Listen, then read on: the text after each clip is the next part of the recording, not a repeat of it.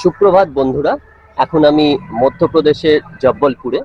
আমার পিছনেই দেখতে পাচ্ছেন জব্বলপুর স্টেশন। কাল রাত্রেই আমরা এসে পৌঁছেছি জব্বলপুরে। আর আজকে আমরা বেরোবো সাইট সিনের উদ্দেশ্যে। তো দেখুন, আপনাদের স্টেশন চত্বরটা একটু দেখিয়ে রাখি।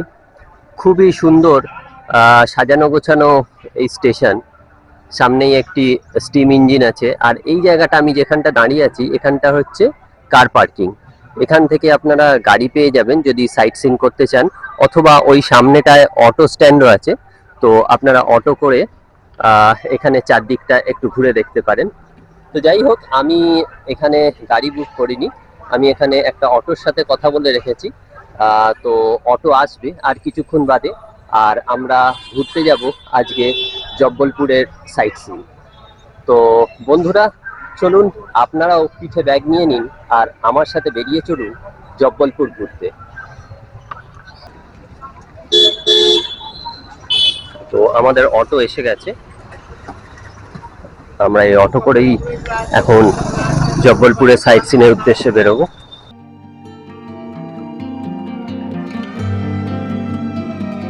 আমরা এখন জবলপুরের রাস্তায়। মধ্যপ্রদেশের তৃতীয় বৃহত্তম শহর হলো এই জবলপুর। কলকাতা থেকে জবলপুরের দূরত্ব প্রায় 1120 কিলোমিটার। ট্রেনে যেতে সময় লাগে প্রায় 20 ঘন্টা।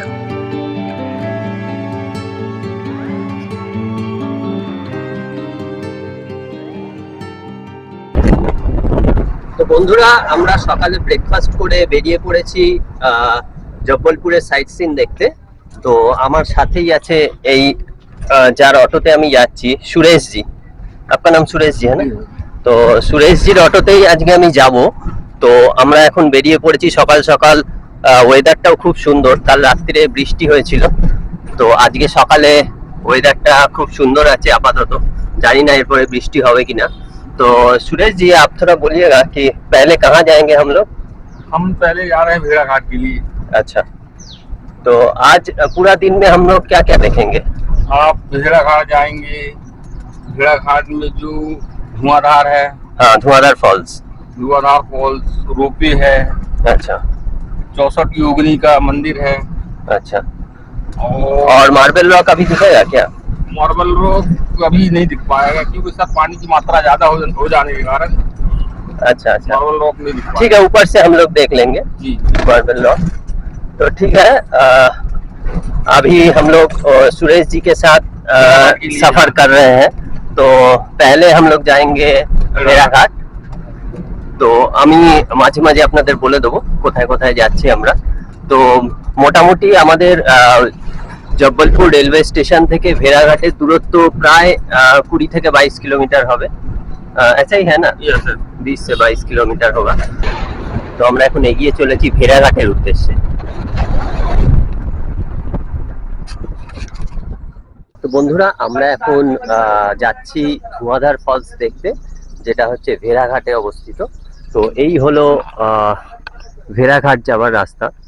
আর এখানে একটা চেকপোস্ট আছে, এখানে গাড়ি ঢোকবার সময় এখানে পার্কিং ফিস দিয়ে তবে ঢুকতে হয়।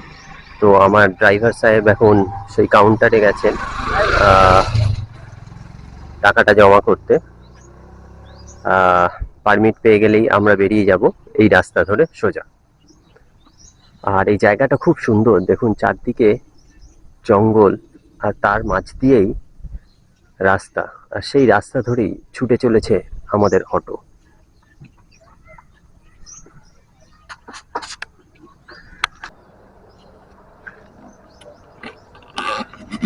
তো বন্ধুরা, আমরা এখন চলে এসেছি ধোঁয়াদার ওয়াটারফলস দেখতে।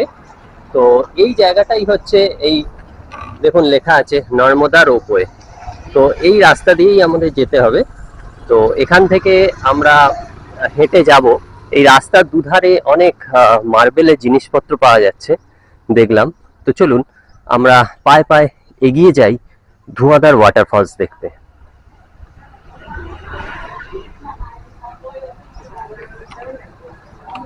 তো দেখুন, এখানে চারদিকেই মার্বেলের জিনিসপত্র পাওয়া যাচ্ছে। এই রাস্তা ধরেই আমাদের এগোতে হবে।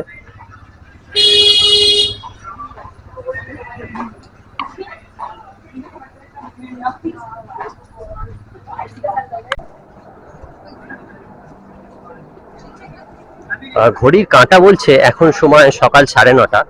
আমরা একটু সকাল সকাল চলে এসেছি, তাই এখানে সব দোকান এখনো খোলেনি। তো আমরা এখন ধোঁয়াধার ওয়াটারফলসের দিকে এগিয়ে চলেছি। কিছুটা হেঁটে নিচে নামতে হবে।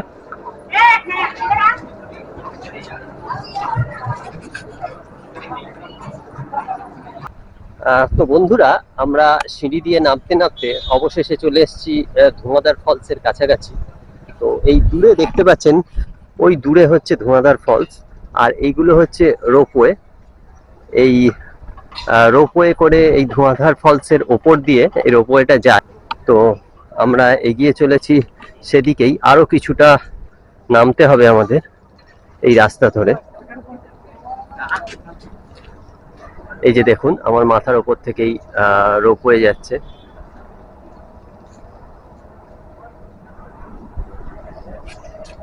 তো বন্ধুরা, অবশেষে আমরা চলে এসেছি ধোঁয়াধার ফলসের একদম কাছাকাছি। তো আর কিছুটা রাস্তা গেলেই আমরা ফলসের রূপ দেখতে পাবো। এখান থেকে জলের আওয়াজ পাচ্ছি, ওই দিকটায় হচ্ছে ধোঁয়াধার ফলস। তো আমরা এখন এগিয়ে চলেছি। এই চারদিকেই দেখছেন বিভিন্ন ধরনের মার্বেল আছে। এই জায়গাটা কিছু কনস্ট্রাকশনের কাজ হচ্ছে, মনে হয় এখানটায় কিছু তৈরি হবে। তো যাই হোক, রাস্তার ধারে প্রচুর জিনিসপত্রের দোকান আছে।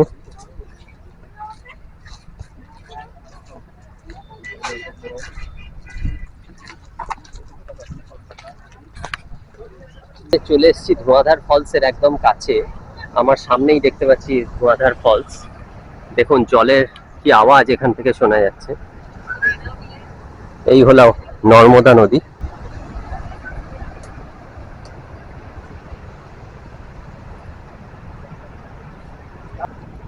আমরা আরো এগিয়ে যাচ্ছি কিছুটা, জলের একদম কাছে যাব বলে।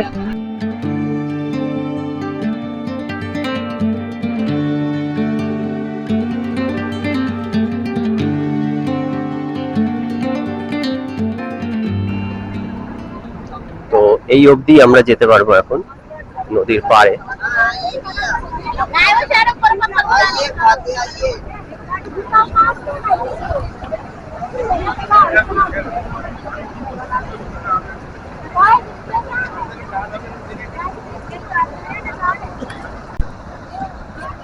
এই দেখতে পাচ্ছেন নর্মদার ধারে এগুলোই হচ্ছে মার্বেল।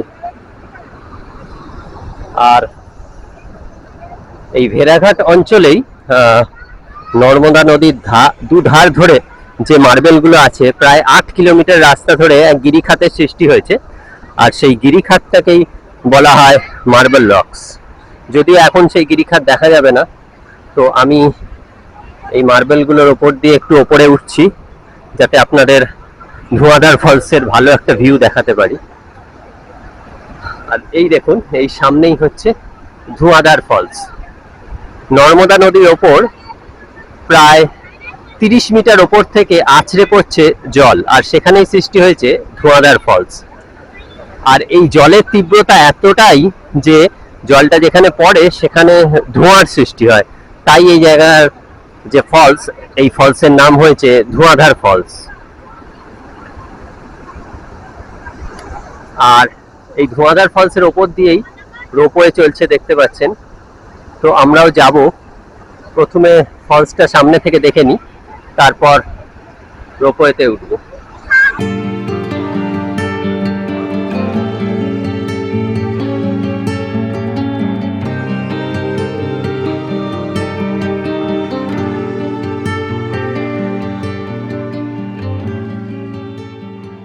তো বন্ধুরা, আমরা এখন এই ধোঁয়াধার ফলস দেখে এখন এগিয়ে চলেছি আবার ওই রোপওয়ের উদ্দেশ্যে। তো এখানে আমরা দেখতে পাচ্ছি যে রোপওয়ে গুলো যাচ্ছে। এই রোপওয়ে গুলো ছাড়ে হচ্ছে ওই সাইড থেকে। তো ওখান থেকে আমাদের টিকিট কেটে উঠতে হবে। তো তার আগে আমরা এই রাস্তার ধারেই কিছু শিল্পীর দেখা পেলাম, যারা হচ্ছে কিনা এই মার্বেল গুলো কেটে কেটে তার উপর আপনাদের নাম খোদাই করে দেবে। তো সেরকমই একটা পাথরের উপর নাম খোদাই করবার জন্য আমরা দিয়েছি। তো উনি কাজ করছেন ইয়ের ওপর, সেই পাথরের ওপর। এই দেখুন বিভিন্ন ধরনের শেপ ওরা বানিয়ে রেখেছে।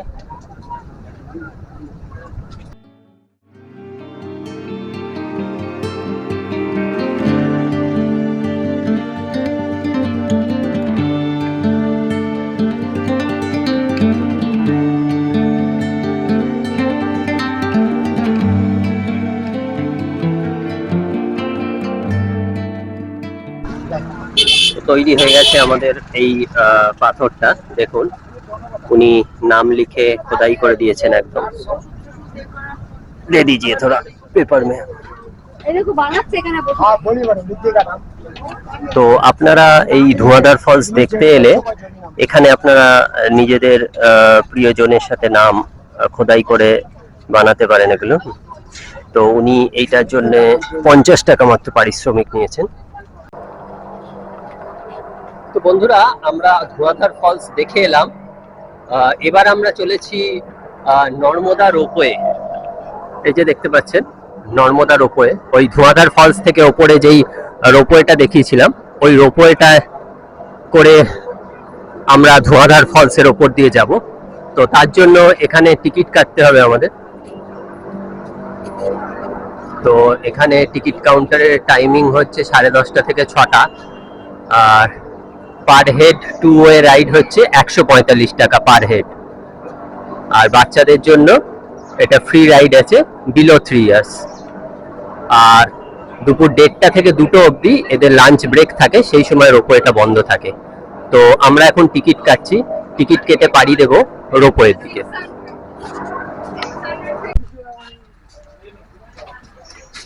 তো বন্ধুরা আমরা টিকিট নিয়ে নিয়েছি 145 টাকা করে। তো এবার আমরা চলেছি রোপওয়ে রাইডের দিকে। এখানে এই ক্যাপসুলগুলো আছে যেগুলো যাবে।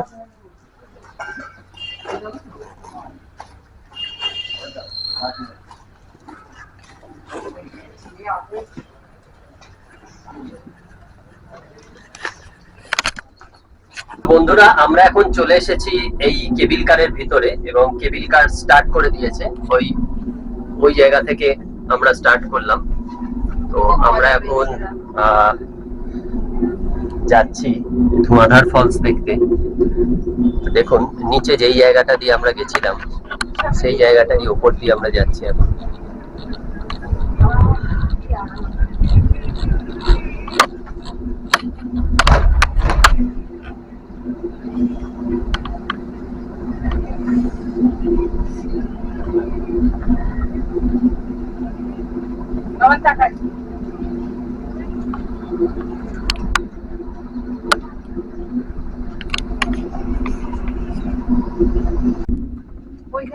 ওই রোপওয়েটা সেটি।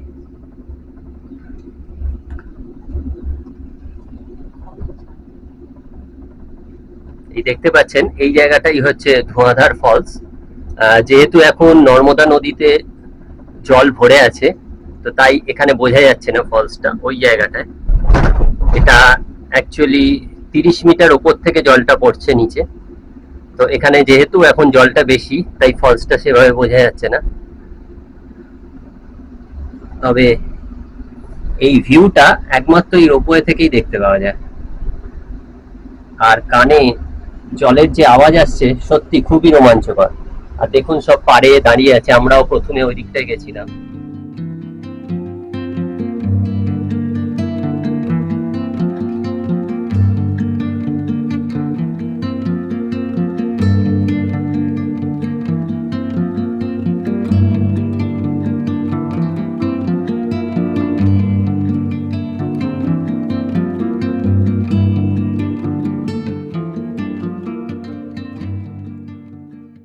তো বন্ধুরা আমরা রোপওয়ে করে ধোঁয়াধার ফলসের এই দিকটা চলে এসেছি।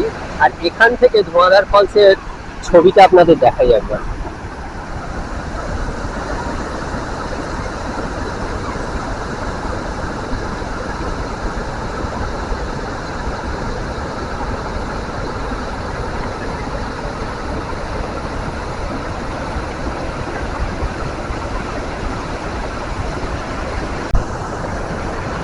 বন্ধুরা ওখানটায় এতটাই জলের ঝাপটা আসছে যে আমি দাঁড়াতে পারলাম না, ক্যামেরার লেন্সে পুরো জল হয়ে গেছে। তো তাই আমি একটু এই দিকটা সরে এসেছি। দেখুন এখান থেকে আপনাদের ধোঁয়াধার ফলসের ভিউটা দেখাচ্ছি।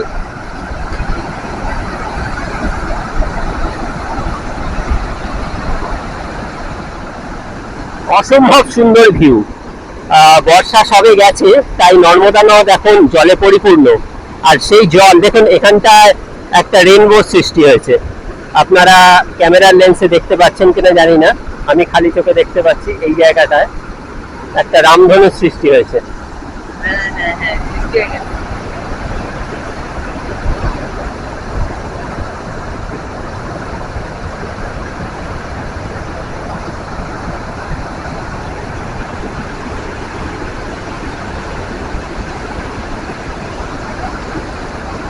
তো ধোঁয়াধার ফলস দেখে আমরা এখন চলে এসেছি 64 যোগিনীর মন্দিরে। তো ওই ধোঁয়াধার ফলস থেকে মাত্র 200-300 মিটার দূরে হবে। এখানে সিঁড়ি দিয়ে অনেকটা উপরে আমাদের উঠতে হবে, প্রায় 100টা সিঁড়ি আছে এখানে। তো আস্তে আস্তে আমরা উঠে যাব উপরের দিকে। আর এই 64 যোগিনী মন্দির ভারতবর্ষের বিভিন্ন জায়গায় আছে যোগিনী মন্দির, তার মধ্যে এটাও একটা।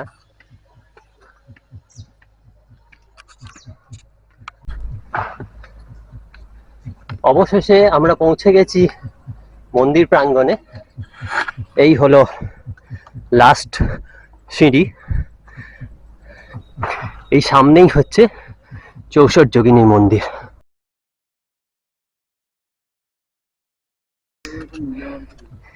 এই সামনেই আমরা দেখতে পাচ্ছি প্রবেশ পথ। তো আমরা এখন চলে এসেছি 64 যোগিনী মন্দিরে। ভেড়াঘাটের একটি দ্রষ্টব্য স্থান এই মন্দির। আমরা প্রায় 150টা সিঁড়ি পেরিয়ে ওপরে উঠে এসেছি, আর এখন চলে এসেছি এই মন্দির প্রাঙ্গণে।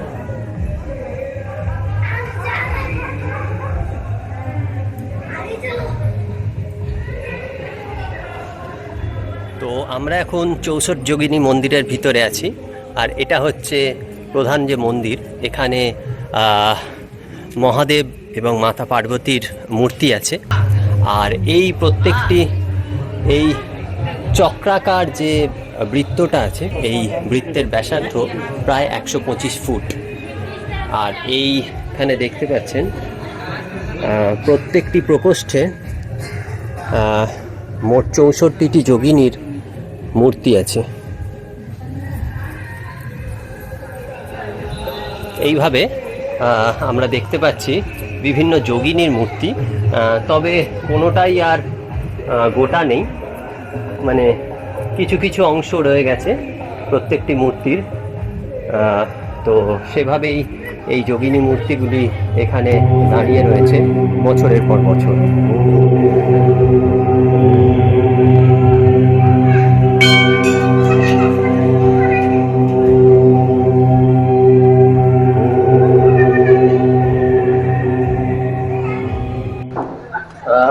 আমরা এখন চলেছি মার্বেল রকের দিকে। তো ভেড়াঘাটের অন্যতম আকর্ষণ এই মার্বেল রক, কিন্তু যা শুনছি এখন এই বোটিং শুরু হয়নি, মানে অক্টোবরের 5-6 তারিখ থেকে এই মার্বেল রক বোটিং শুরু হয়। তো আমরা তার আগে এসেছি, তো সেই জন্য ওপর থেকে যতটুকু দেখা যায় সেগুলোই দেখবো।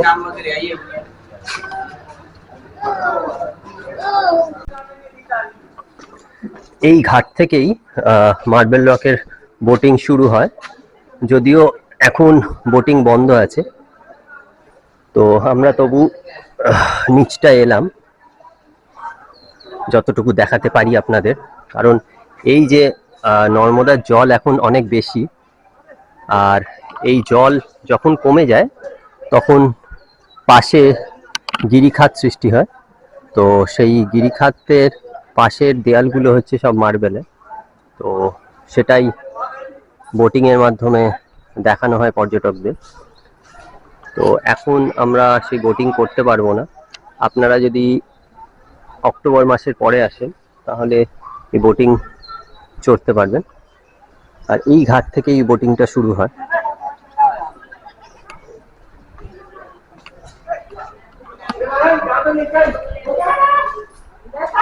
নর্মদা নদীর ওপর প্রায় 8 কিলোমিটার গিরিখাতের সৃষ্টি হয়েছে, যার দুধারে হচ্ছে বিভিন্ন মার্বেল রক আছে। তো তার মাঝখান দিয়ে এই বোটিংটা হয়। এখন অনেকটাই দেখা যাবে না, যেহেতু জল অনেকটাই বেশি। এই দিকটা দেখতে পাচ্ছেন, এই দিকে হচ্ছে মার্বেল রকগুলি আছে। এই বোটগুলো দেখুন ওইখানে রাখা আছে, আমি দেখিয়ে দিই আপনাদের।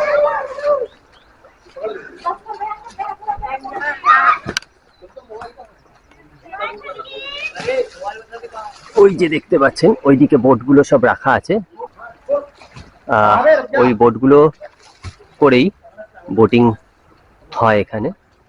এখানে বোটিং এর স্ট্যান্ডগুলো দেখুন সব জলের তলায় এখন।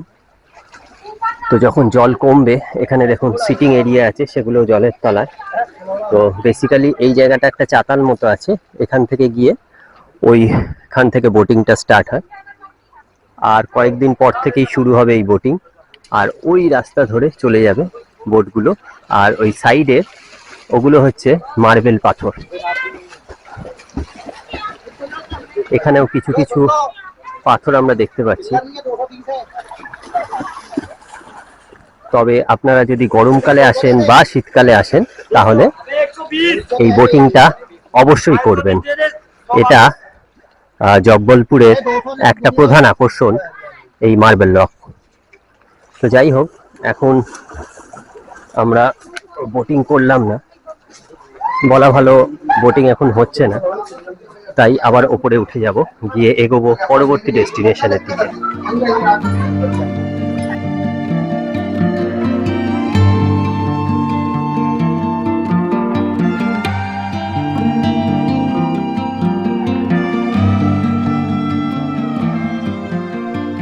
তো বন্ধুরা, আমরা ভেদাঘাটে মার্বেল রক এবং ধোঁয়াধার ফলস দেখে এখন চলে এসেছি ভেদাঘাট থেকে প্রায় 35 কিলোমিটার দূরে কাচনার সিটিতে। আর এই কাচনার সিটির বিখ্যাত যে শিব মন্দির, সেই শিব মন্দিরে চলে এসেছি আমরা এখন। আর এইটা হচ্ছে সেই শিব মন্দিরের এন্ট্রেন্স। আমরা ধীরে ধীরে ভেতরে প্রবেশ করব। এই কাচনার শিব মন্দিরের বিশেষত্ব হলো, এখানে 76 ফুট উঁচু মহাদেবের একটি মূর্তি আছে। আর সেই মূর্তির নিচেই আছে একটি গুহা, যেই গুহার ভেতরে দ্বাদশ জ্যোতির্লিঙ্গের রেপ্লিকা রাখা আছে। তো আমরা ধীরে ধীরে প্রবেশ করছি এই কাচনার শিব মন্দিরে।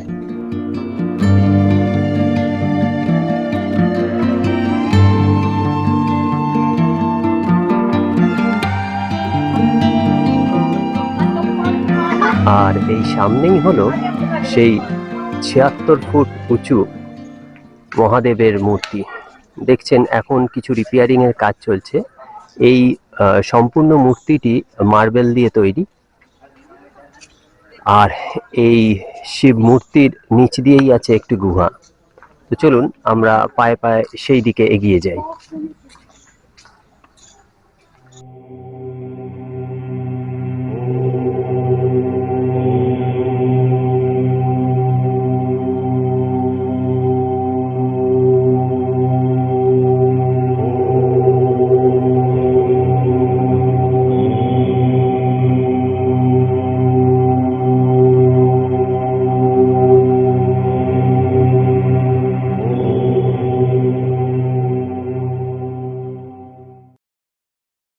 বন্ধুরা, আমার সামনেই দেখতে পাচ্ছেন এই কাচনার সিটির প্রসিদ্ধ শিব মন্দির।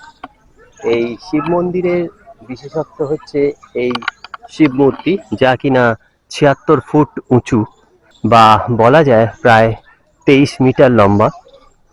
তো এই মূর্তিটি পুরোটাই মার্বেল রক দিয়ে বানানো। আর এই মূর্তিটির নিচেই আছে একটি গুহা, দেখতে পাচ্ছেন। এই গুহার এন্ট্রেন্স হচ্ছে এই দিক দিয়ে। এই গুহার ভিতরে দ্বাদশ জ্যোতির্লিঙ্গের রেপ্লিকা রাখা আছে। তো আমরা এখানে প্রবেশ করব। তো আমরা এখন প্রবেশ করতে চলেছি এই গুফার ভিতরে। আর এখানে যেমন বলেছিলাম দ্বাদশ জ্যোতির্লিঙ্গের রেপ্লিকা রাখা আছে। দেখুন, প্রথমেই শ্রী সোমনাথ, গুজরাট,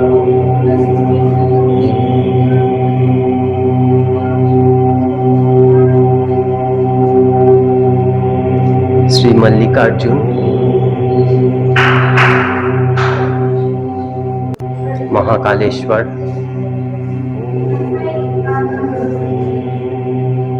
मामलेश्वर,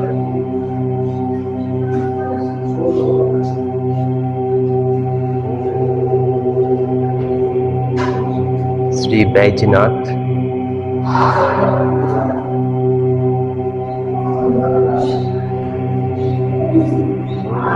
श्री भीमाशंकर,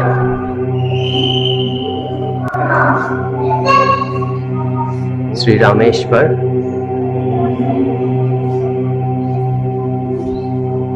श्री नागेश्वर,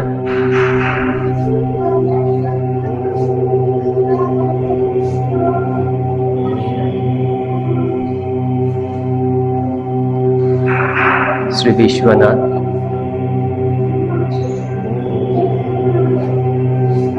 त्र्यंबकेश्वर, केदारनाथ,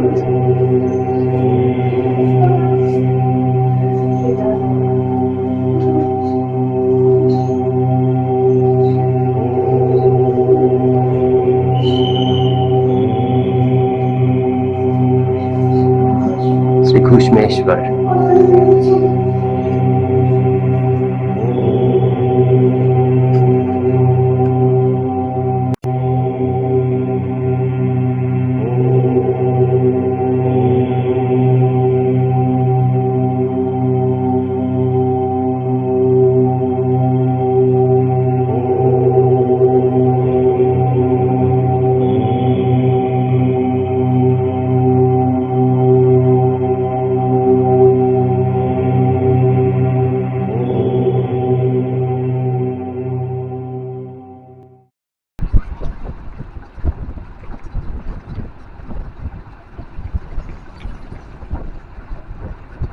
তো বন্ধুরা, আমরা এখন চলে এসেছি ব্যালেন্সিং রক দেখতে।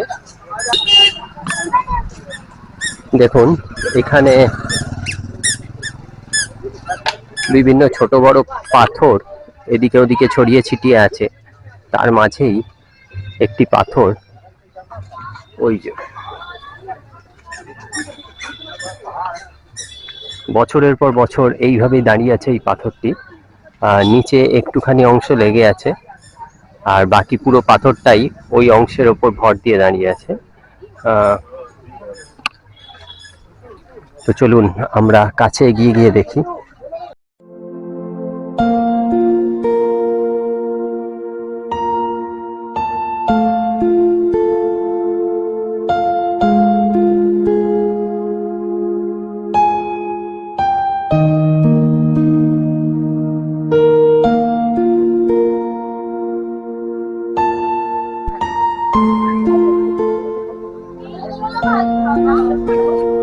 দেখতে পাচ্ছেন মাত্র এইটুকু জায়গা টাচ আছে পাথরের সাথে।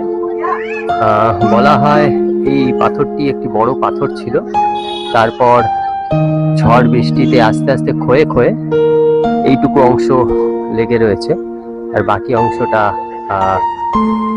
একদম ক্ষয়ে গেছে। দিয়ে এই পাথরটা এইভাবেই দাঁড়িয়ে আছে বছরের পর বছর।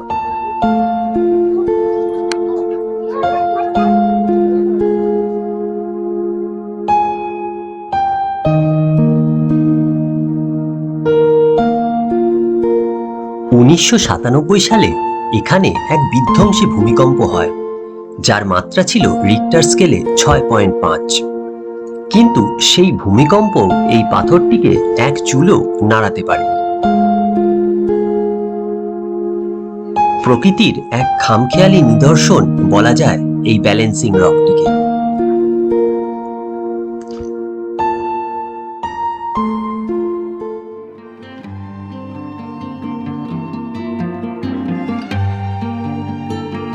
সারাদিন জব্বলপুরের এই দর্শনীয় স্থানগুলি ঘুরে দেখতে আমার অটো ভাড়া পড়েছিল 1200 টাকা।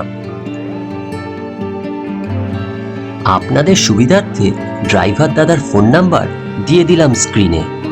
দরকার লাগলে ফোন করে যোগাযোগ করে নেবেন।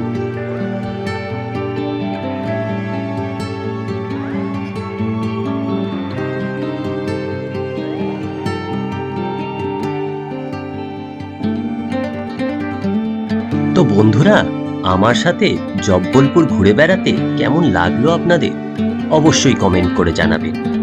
আর ভালো লাগলে লাইক ও শেয়ার করতে ভুলবেন না। আজকের মতো এখানেই বিদায় নিচ্ছি। আবার দেখা হবে পরবর্তী ভিডিওয় অন্য কোনো স্থানে। ভালো থাকবেন, সুস্থ থাকবেন।